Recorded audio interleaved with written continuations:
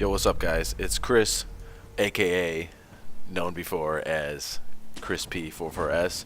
I'm still repping Epic Trash. Epic Trash is doing podcasts every week. Check them out. Like, subscribe, comment, share. We do questions, challenge of the week, stuff like that. Right now, I've been playing Sekiro. Shadows Die Twice, and I just beat the first mini boss, or one of the first mini bosses. It's not the first one. The Chained Ogre, but I'm going to do tutorial videos about all the mini bosses and how to beat them, because I've actually played a couple more beyond this, and they're actually really hard.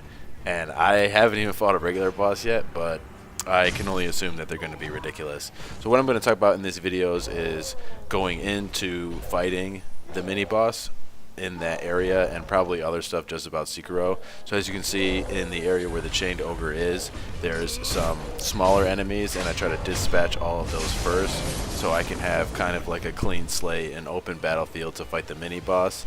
The Chained Ogre was really hard.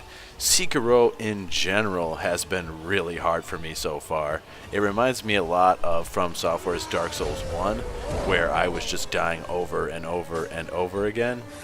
So the big thing with the Chained Ogre, which I learned the hard way, is you really want to use the dash, being your circle button, a lot more than using L1 to try to deflect or X to jump away.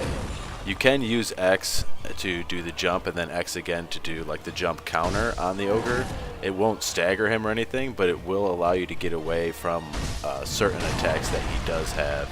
The jump kick, basically the hardest attacks the Ogre has. The most difficult ones to get away from are kind of like his lunging attacks, so the jump kick, and then he kind of has he has multiple grabs, but there's one grab where he kind of lunges out and basically leaps at you and tries to grab you, and that's the hardest one to actually evade, because if there's kind of like some hidden homing thing that's going on when he jumps, where if you start to turn, he'll kind of turn with you, so that makes it really hard to well, it's easily telegraphed, but it's hard to evade from.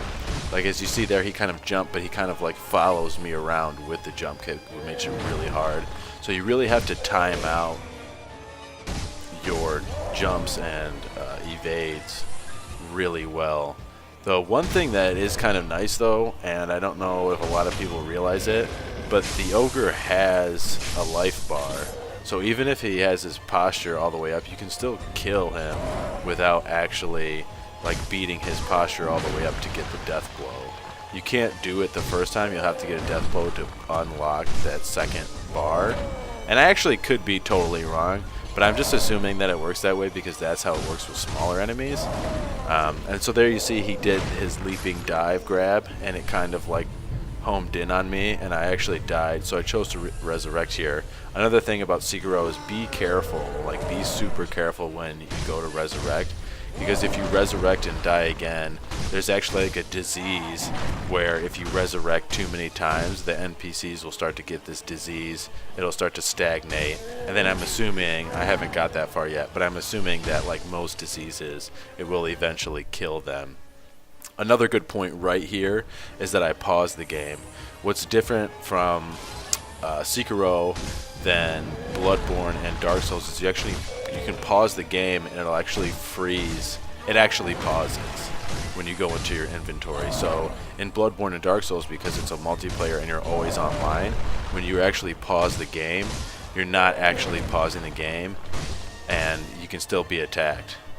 So that's a really good thing to know.